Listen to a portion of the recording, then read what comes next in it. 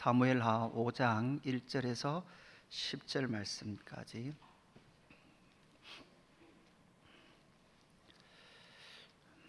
봉독하겠습니다. 제가 1절 먼저 봅니다. 이스라엘 모든 지파가 헤브론에 이르러 다윗에게 나와 이르되 보소서 우리는 왕의 한 골육이니이다.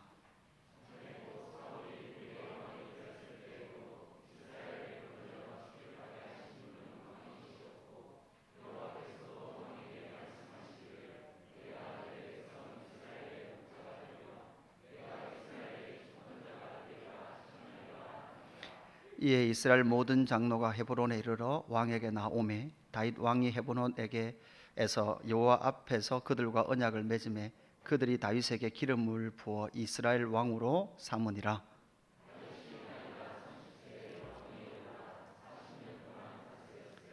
헤브론에서 7년 6개월 동안 유다를 다스렸고 예루살렘에서 33년 동안 온 이스라엘과 유다를 다스렸더라.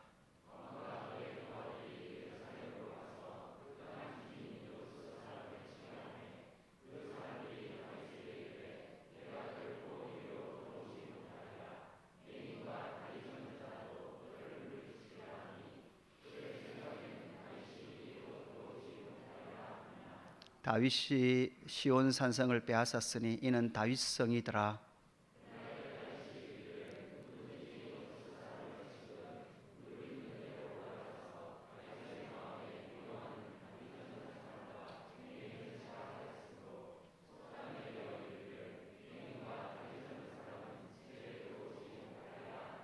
다윗이 그 산성에 살면서 다윗성이라 이름하고 다윗이 밀로에서부터 안으로 성을 둘러 쌓으니라.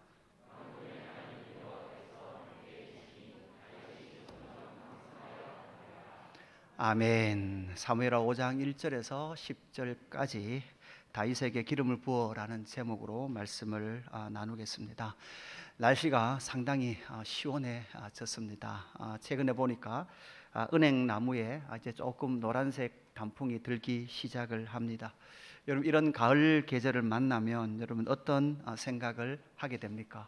저는 가을을 만나면 또 한 해가 지나가는구나라는 그 생각을 하게 되죠. 인생의 여정이 시간이 흘러가고 있다라는 것을 감각하고 인식하게 하는 계절이 바로 이 가을인 것 같습니다. 그러고 보면 여러분 한번 생각해 보면 좋겠습니다. 저와 여러분의 인생 가운데 과연 필요 없었던 여정이 있었을까? 우리 인생 가운데, 나의 인생 가운데 이런 일들이 일어나지 않았다면, 이런 아픔이 없었다면 참 좋았을 것인데 라는 생각을 했던 젊은 날의 시간들이 있었죠. 그러나 시간이 지나고 나니 나라는 실존이 오늘 이 하루를 살아가고 오늘을 살아가는 데 있어서 그날의 그 삶과 사건들이 있었기에 오늘의 나라는 사람을 발견하게 된다라는 것이 오늘 이 말씀을 묵상하고 설교하를 시작하면서 여러분과 나누고 싶은 제 마음입니다. 어제는 우리 박갑진 선교사님, 남명수 선교사님의 차남의 결혼식이 있었어요. 요즘 결혼식이 많아서 제가 토요일날 결혼식에는 잘 참석을 안 하는데 좀 가보고 싶은, 또 함께 참석해서 축하해 주고 싶은 마음이 많았습니다. 뒤에서 이렇게 앉아서 두 선교사님, 그러니까 이제 부모님 되시는 선교사님을 뵙는데 차남이 너무 잘생겼고 또 결혼식 하는데 너무 기뻐하더라고요. 과연 엄마 아빠는, 어머니 아버지는 무슨 생각이 드실까? 오늘 우리가 읽었던 이 사무엘하 5장은 이제 다윗이 통일 왕국의 왕으로 등극하는 그 기름 부음을 받는 사건이 기록되어 있습니다. 그리고 나서 시온성, 곧 다윗성이라고 말하고 나중에는 예루살렘 성이라고 말하는 이 다윗성, 시온성을 차지하는 그 내용이 오늘 본문의 구성으로 되어 있습니다. 그래서 오늘은 하나님께서 다윗에게 세 번째 기름을 부으시거든요. 다윗은 한 번만 기름 부음 받은 것이 아니라 세 번의 기름 부음을 받고 이제 하나님의 나라의 왕으로 세움을 받으면서 하나님의 나라의 왕으로서의 그 모습을 갖추어가는 그런 장면을 우리가 말씀을 통해서 만나게 됩니다. 그러면서 다윗이란 그 한 사람을 통해서 하나님은 왕으로 어떻게 빚어가고 있는지를 우리는 오늘 좀 말씀을 통해서 살펴보기를 원합니다. 오늘 세 가지 정도 하나님께서 다윗을 어떻게 빚어가시고 세워가는지를, 또한 하나님께서 그 다윗을 통해서 어떤 일을 하시는지를 우리가 좀 살펴보면 좋겠습니다. 첫 번째, 다윗을 왕으로 빚어가는 그 모습은 고난에 수동적으로 밀려온 다윗의 모습을 우리는 발견하게 됩니다.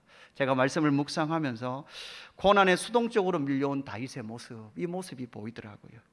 여러분, boys be ambitious, 소년이여 꿈을 가져라. 여러분, 이게 성경에 나오는 이야기일까요? 안 나오는 이야기일까요? 이건 성경에 나오지 않습니다.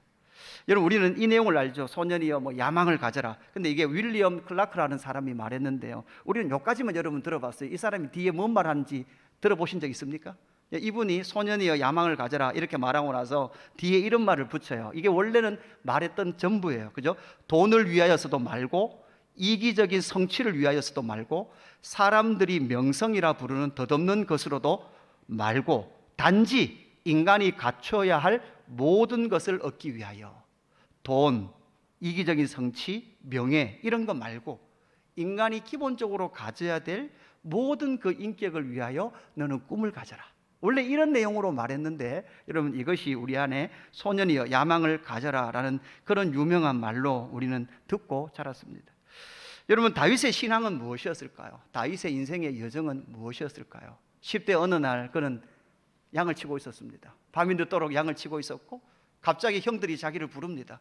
그래서 집으로 들어갔습니다. 집으로 들어갔더니 자기는 알지 못하지만 당시에 그 유명했던 사무엘이라는 그 사람의 손에는 기름병이 들려 있었고, 자기를 보자마자 앉혀놓더니 뭐예요? 머리에 기름을 붓습니다. 사무엘상 16장 13절 이렇게 말하죠. 사무엘이 기름 뿔병을 가져다가 그의 형제 중에서 그에게 부었더니 이날 이후로 다윗이 여호와의 영에게 크게 감동되니라 사무엘이 떠나서 라마로 가니라. 여러분, 이 장면에서 다윗이 사무엘이 붓는 그 기름에 자기가 부음을 당하겠다고 머리를 디미는 내용이 나옵니까? 그런 내용이 나타나지 않습니다. 사실은 다윗은 아마 그 형들에게 많은 눈총을 받았을 겁니다. 그죠? 그 형들이 그랬을 거, 왜 내가 아니냐, 왜 저 막내 다윗이냐 라고 말하는 그 눈총 속에서 자기는 지금 이것이 어떻게 된지도 모른 채, 어떤 영문인지도 모른 채 그는 기름 부음을 수동적으로 받습니다.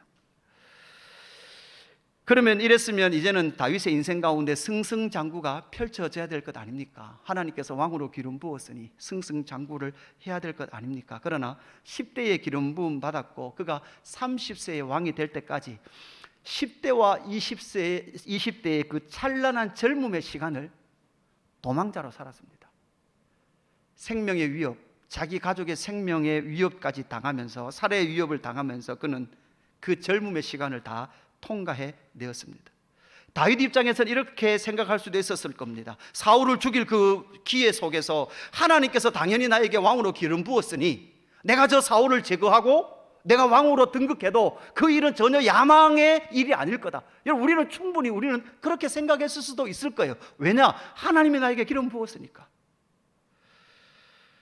내가 왕의 자리를 찬탈해도 전혀 문제가 되지 않는 그 상황 가운데서 다윗은 머뭇거렸고 하나님의 질서를 붙드는 삶을 살았습니다. 여러분, 그러고 보니 우리가 사무엘 상하를 묵상해 보니 사울, 아브넬, 아사헬, 요압 이런 사람들의 특징은요, 머뭇거리는 게 별로 없어요. 어떻게 해요? 즉시로 행동합니다.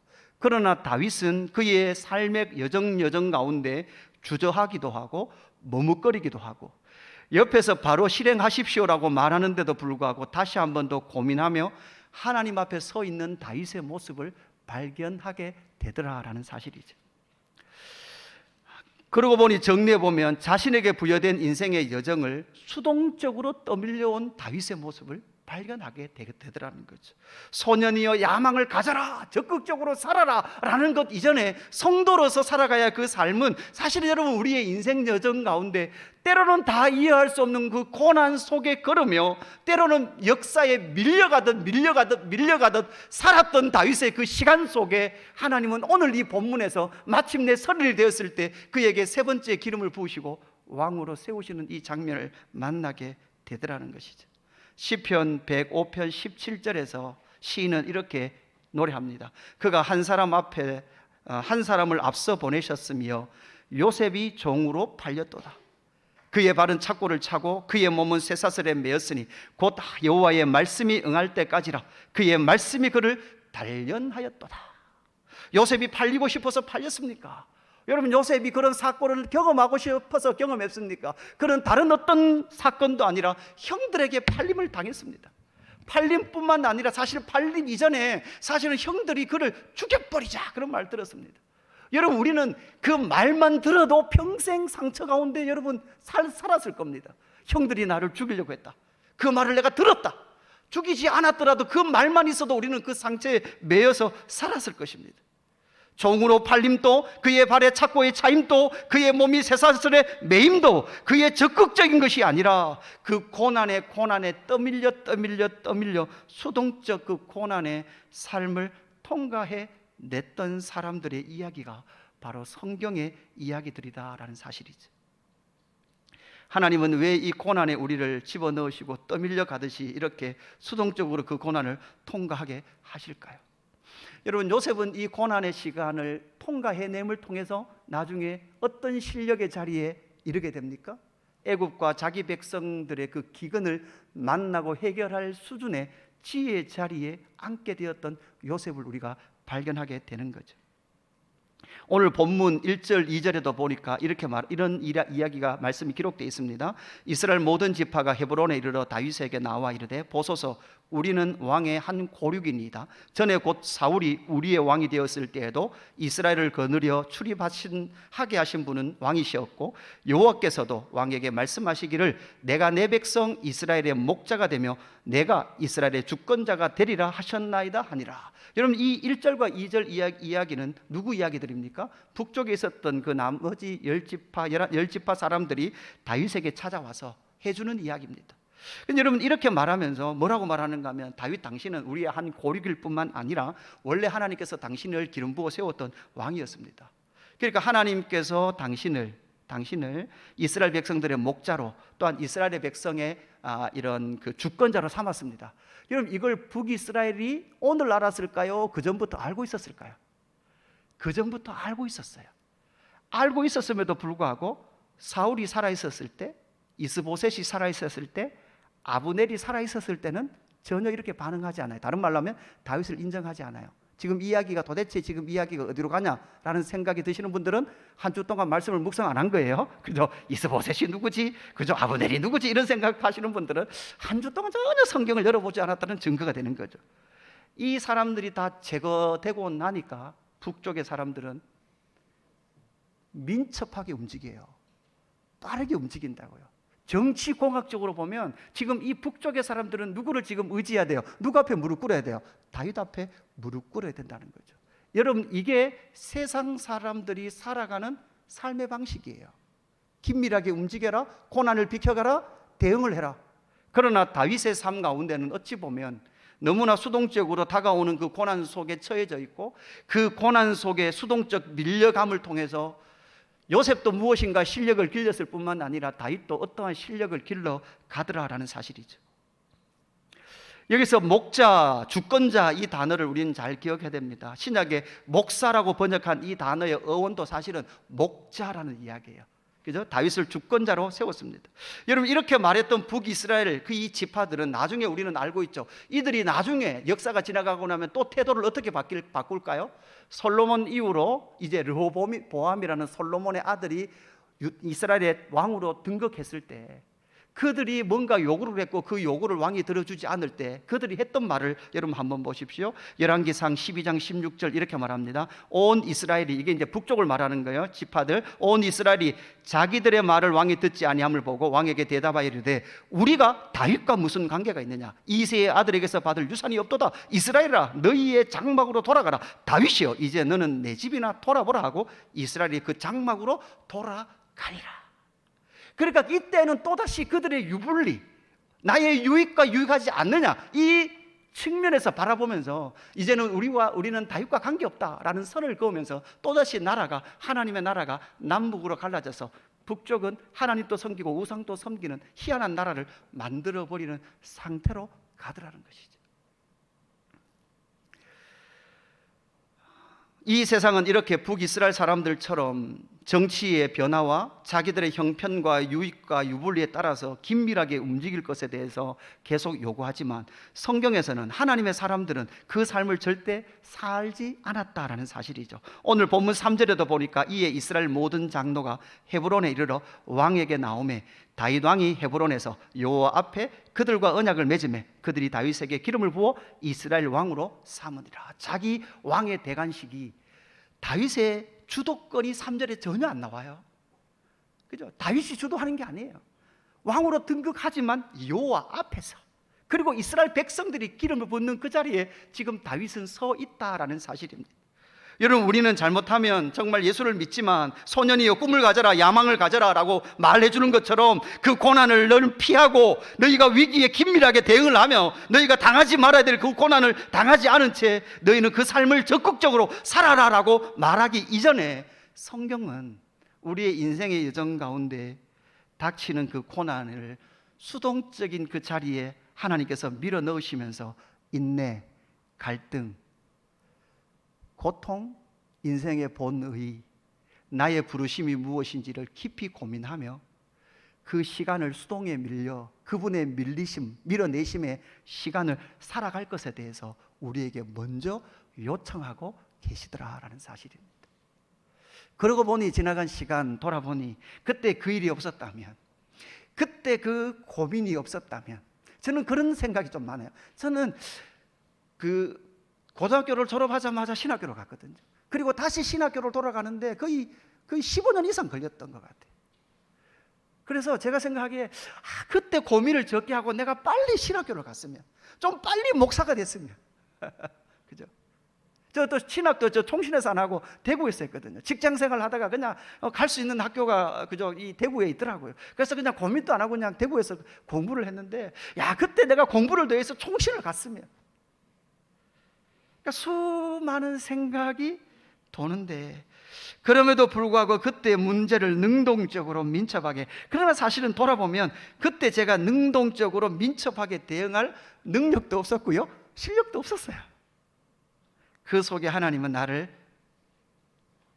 밀어 넣어 놓으시고 그 고난의 시간을 능동적으로 통과할 수밖에 없는 현실을 부여잡고도 그 시간 속에 하나님 아버지의 마음을 배워가고 내가 살아내야 될 삶의 그 고민과 만날 그 관계의 갈등과 또한 한 사람을 사랑할 수도 없는 연약한 나를 끌어안고 다윗 왕이라는 그 왕을 빚어가실 하나님의 그 손길의 인생을 내어 맡기는 실력을 배우게 하시는 그 시간을 통과하게 하시더라라는 것이죠.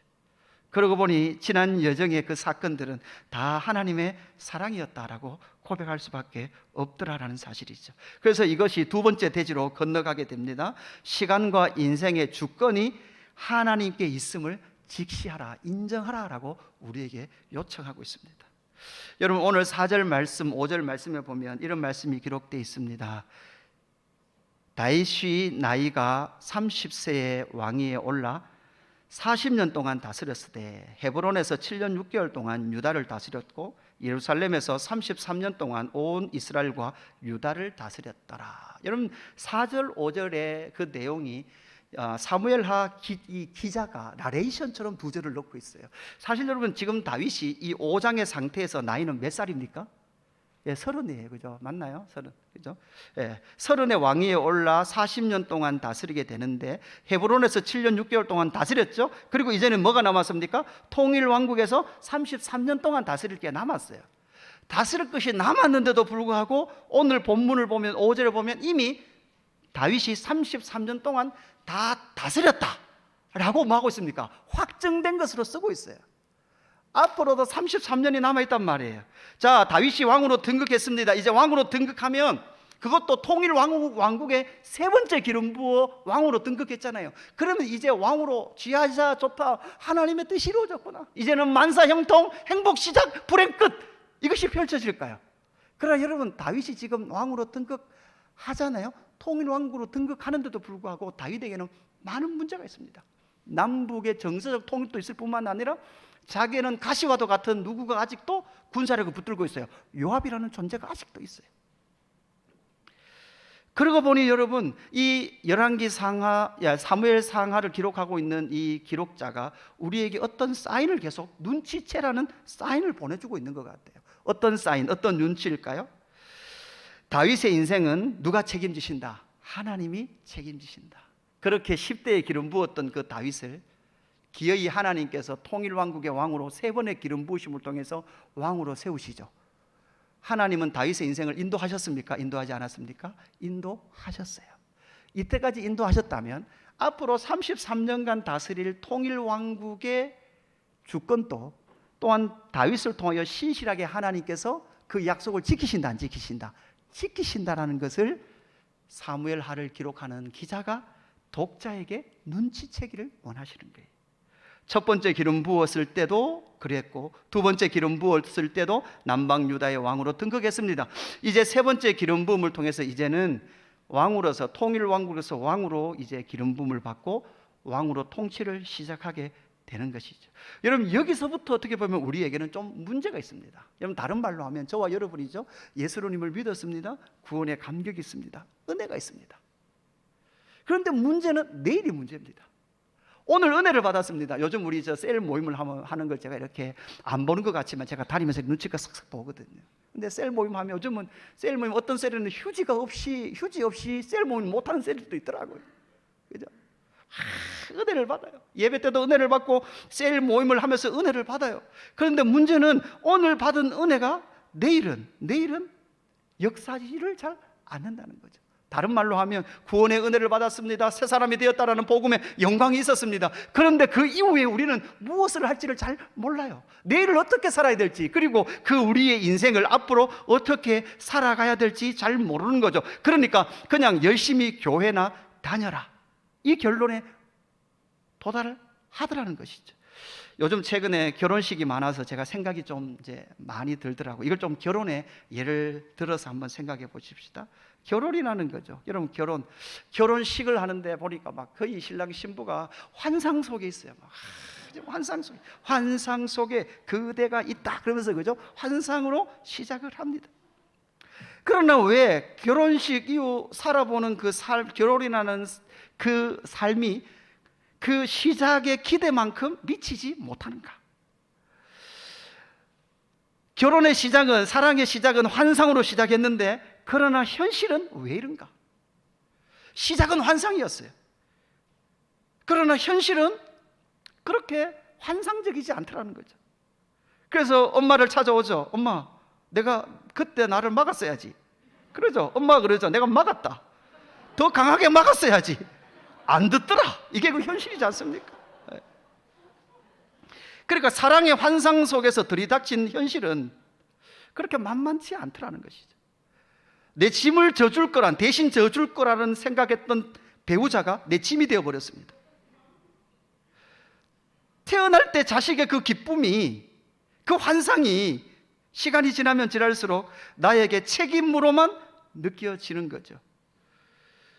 그뿐만 아니라 나와 똑같을 것, 나를 전적으로 이해해 줄 것 같았던 나의 남편이 나와 너무나 다른, 나의 배우자, 나의 아내가 나와 너무나 다르다는 것 역시도 너무나 아프고 힘겹습니다. 여기에서 우리는 비겁함의 테러를 찾죠. 어떤 비겁함의 테러를 찾습니까? 모든 것이 너 때문이야 라는 책임 전가의 결론에 도달하게 되는 거죠. 너 때문이다 라는 그 자리까지 가면 우리는 다시 한 번 더 살펴봐야 하는 거죠.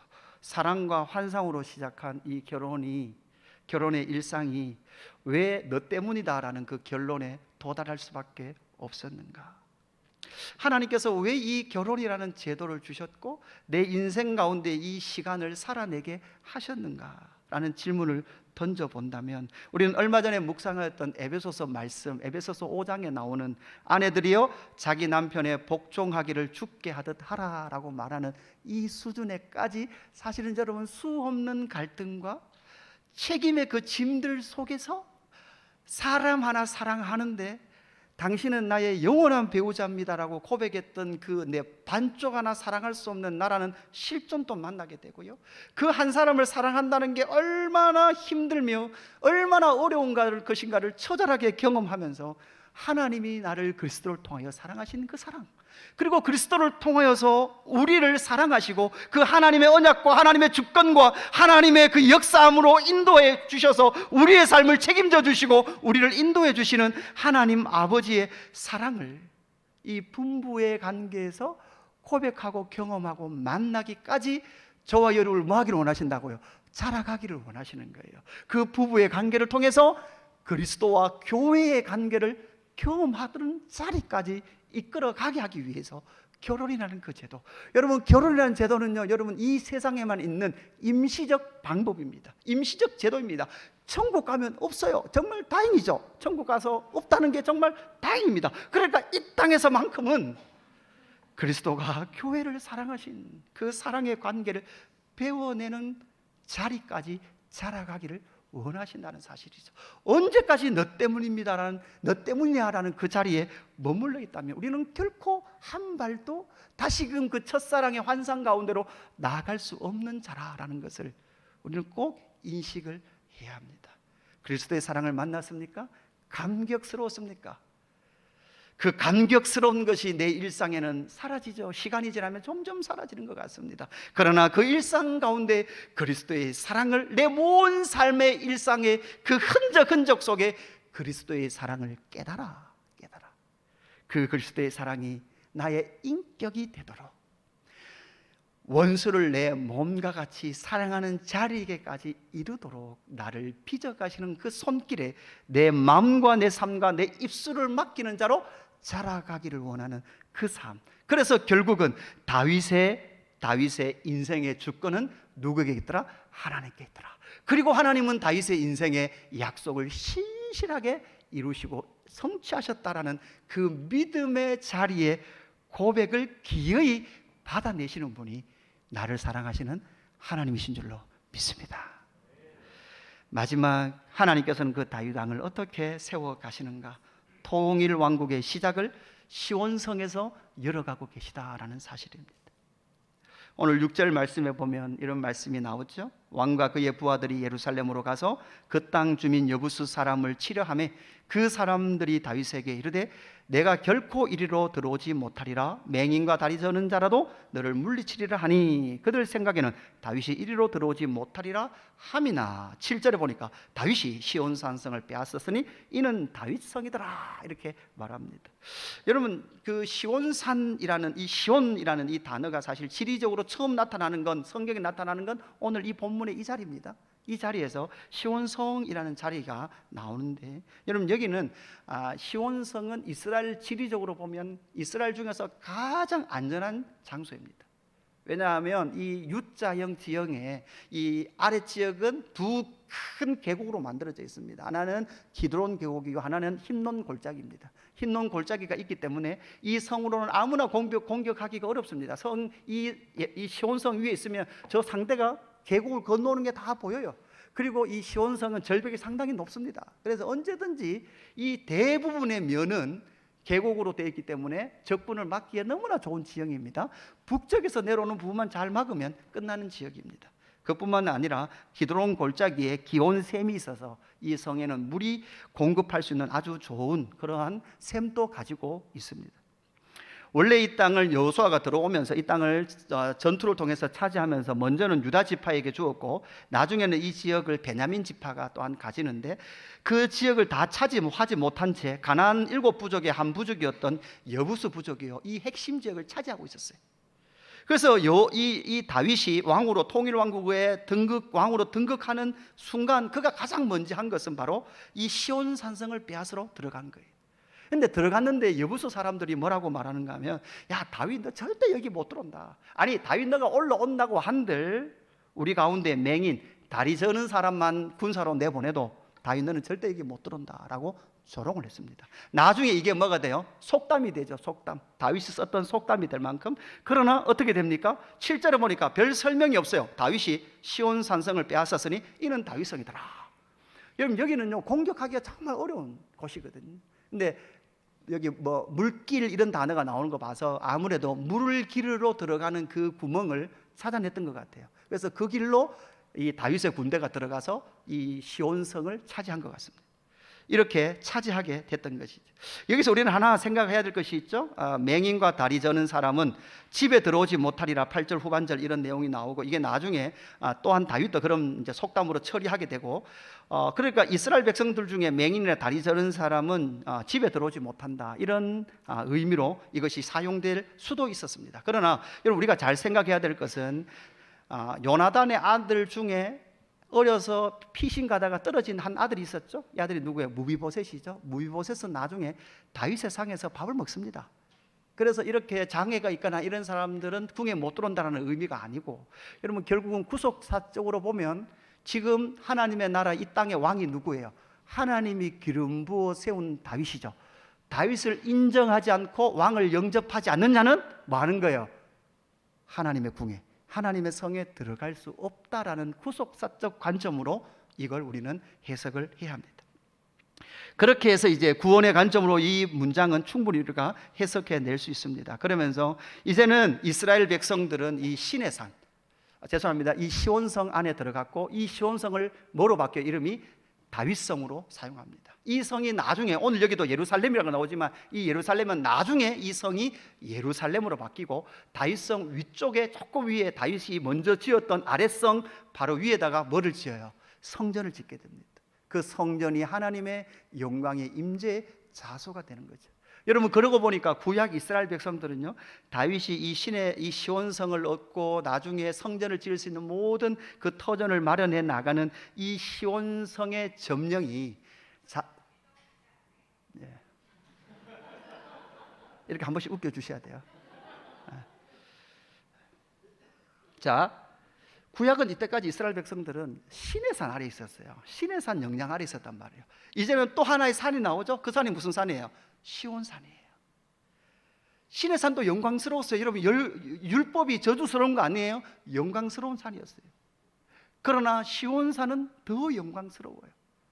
온 백성들이 그곳에 모여서 예배하고, 이 하나님의 임재와 그 임재의 자소가 있었던 성전이 들어갈 그 세워질 그 자리를 지금 뭐 하고 있는 거예요? 하나님께서는 다윗을 통하여 준비하고 계시다는 거죠. 그래서 시편 84편 9절에 시인은 이렇게 노래합니다. 우리 방패이신 하나님이여, 주께서 기름 부으신 자의 얼굴을 죄송합니다. 시편 84편 5절 먼저 읽어주십시오. 5절. 시편 84편 5절. 주께 힘을 얻고 그 마음에 시온에 대로가 있는 자는 복이 있나이다. 여기서 시온의 대로가 나오죠. 시온의 대로가 누굽니까? 우리 장성현 선교사님이, 그죠? 부부가 시온의 대로죠. 그죠? 주께서 힘을 얻고 그 마음에 시온의 대로가 있는 자는 복이 있나이다. 그들이 눈물 골짜기로 지나갈 때 그곳에 많은 샘이 있을 것이며 이른 비가 복을 채워 주나이다. 여러분, 복 독특하죠? 6절에 보십시오. 그들이 눈물 골짜기로 지날 때, 눈물 골짜기로 지나죠. 다윗은 하나님께서 그 고난 속으로 밀어넣으시고 수동적 그 고난을 통과하는 여정을 통해서 그런 많은 눈물의 시간을 보냈습니다. 그런데 그것이 이른 비에 복으로 채워지는 놀라운 역사가 있는 거죠. 이 세상은 눈물을 복이라고 말하지 않습니다. 심령이 가난한 것을 복이라고 말하지 않습니다. 그러나 심령이 가난하여 흘린 그 복을, 그 눈물을 복이라고 성경은 이야기하고 있죠. 그래서 그 시온에서 7절, 그들은 힘을 얻고 더 나아가 시온 가운데서 하나님 앞에 각기 나타나리이다. 그 시온성은 어떤 곳입니까? 하나님 앞에 나타나는 거예요. 하나님 앞에 등장하는 거예요. 하나님 앞에 시온의 공동체로 나타나는 거예요. 하나님 앞에서 시온산, 그곳에 세워질 예루살렘 성전에 온 이스라엘 백성들이 예배자로 드러날 그것을 지금 누가 준비하고 있는 거예요? 다윗을 통하여 준비하는 놀라운 일을 행하시는 거예요. 그래서 시편 84편 9절에 이렇게 말합니다. 우리 방패이신 하나님이여, 주께서 기름 부으신 자의 얼굴을 살펴보소서. 주의 궁정에서 한날이 다른 곳에서의 첫날보다 나은즉 악인의 장막에서 사는 것보다 내 하나님의 성전 문지기로 있는 것이 좋사오니. 여러분, 신의 산에는요, 시간이 지나면 떠나와야 돼요. 거기서 계속 살 수 없어요. 그러나 예루살렘에서는요, 계속 살아요. 구약에서부터 신약의 예수 그리스도와 영원한 새 예루살렘, 제가 이거 부르려고 어제 유튜브 10번 정도 들었는데 안 되더라고요. 너무 안 돼갖고 제가 지하에 가서 한번 불러봤는데 좀 되더라고요. 울리니까 되는데. 그러니까 하나님께서 이 다윗을 통하여 이 시온성을, 다윗성 또한 예루살렘으로 지어가시는 그 놀라운 역사는 구약을 살아갔던 다윗이지만 구약을 통하여 그곳의 성전과 새하늘과 새 땅의 완전한 성전으로 이어지는 놀라운 구속의 경륜을 보여주는 그 터전을 닫고 있는 놀라운 일을 다윗을 통해서 이루어 가시고 시작해 가시더라는 사실이죠. 그래서 열왕기하 19장 31절에는 이렇게 말하죠. 남은 자는 예루살렘에서부터 나올 것이요 피하는 자는 시온산에서부터 나오리니 여호와의 열심히 이 일을 이루리라 하셨나이다 하니라. 여호와의 열심히 일을 이루어요. 여러분, 다윗의 열심이 아니라 누구의 열심? 여호와의 열심, 이스라엘의 열심이 아니라 여호와의 열심이 예수 그리스도를 보내시고 참 예루살렘이신 예수 그리스도가 오셔서 참 시온이신 예수 그리스도가 오셔서 우리 가운데 거하시면서 우리를 하나님 앞에 나타내시고 우리를 영원한 새 예루살렘으로 인도해 가게 하시는 그 시작을 누구를 통하여? 기름 부은 자 다윗을 통하여 그 일을 시작하시더라 라는 사실입니다. 구약의 인물임에도 불구하고 영원한 하나님의 도성까지를 기억하며 준비하며 시작하시는 하나님의 열심이 이 다윗의 모습을 통하여 발견되어지더라 라는 사실입니다. 오늘 말씀을 정리하기를 원합니다. 다윗에게 기름을 부어 통일왕국의 왕으로 삼죠. 그 다윗의 왕됨의 모습이 어디에서 발견된다고요? 고난에 수동적으로 밀려온 다윗의 모습을 잘 발견하십시오. 힘냅시다. 고난을 이겨냅시다. 우리가 할 수 있습니다. 이것 이전에 하나님께서 오늘 나에게 왜 이런 고난을 주셨고 하나님께서 나를 어떻게 빚어가기를 원하시며 오늘의 이 고난과 갈등과 아픔과 눈물을 살아냄을 통해서 내가 어떤 실력 있는 성도로, 실력 있는 그리스도인으로 자라가기를 원하며 나에게 주시는 위기인지 고난인지를 읽어낼 수 있는 그 한 사람. 그래서 내 인생의 시간과 내 인생의 모든 주권은 하나님에게 있으며 하나님께서 신실하게 약속을 지켰고 오늘까지 인도하셨습니다라는 그 고백을 하나님은요 우리의 입술을 통해서 기어이 받아내신다고요. 받아내신다고. 네 때문이야, 너 때문이야 라고 말했던 그 고백을 기어이 아닙니다. 하나님, 내 인생은 때로는 그 시간이 눈물겨웠지만 하나님께서 내 인생의 주인이셨고 신실하게 나를 이곳으로 인도하셨습니다라는 고백을 기어이 받아낼 것입니다. 여러분, 그래서 주의하십시오. 차라리 빨리 포기하시고 그 고백을 빨리 하십시오. 그러면 뺑뺑이를 덜 돌립니다. 그래서 다윗을 통하여 통일왕국, 성전이 지어질 그것과 예수 그리스도를 통하여 새 성전의 영광과 영원한 새 하늘과 새 예루살렘의 영광까지를 이어내는 이 영광의 시작을 구약의 인물 다윗에부터 기름 부음 받은 자를 통하여 시작하고 계시는 놀라운 구원의 경륜을 읽어낼 수 있는 저와 여러분 되기를 주님의 이름으로 축복합니다. 기도하겠습니다. 하나님 아버지, 다윗의 지나왔던 시간은 다 이해할 수 없었습니다. 때로는 너무나 아팠습니다. 많은 사람들 앞에 영웅으로 설 수 있는 기회에 다윗은 주저했습니다. 하나님, 때로는 주저하는 그 모습 속에 하나님의 마음을 읽어낼 수 있었던 다윗의 모습이 부럽습니다. 빨리 해라, 빨리 대응해라, 긴밀하게 대응해라, 너의 권리를 찾아라, 정치적 흐름을 잘 판단해내라 라고 요구하고 있는 이 세상 속에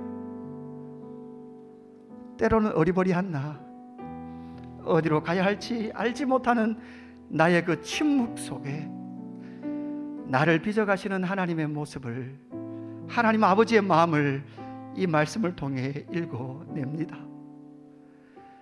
하나님, 많이 답답했습니다. 많이 힘겨웠습니다. 그러나 그 고난의 여정을 나의 등을 밀며 같이 걷자라고 말씀하시고 내 입에서 기어이 하나님이 가장 선하십니다, 하나님은 내 인생의 주권자입니다 라는 그 고백을 듣기를 원하는 하나님 앞에 사랑하는 예수 그리스도의 성도들이 다 함께 서는 은혜를 누릴 수 있도록 인도하여 주옵소서.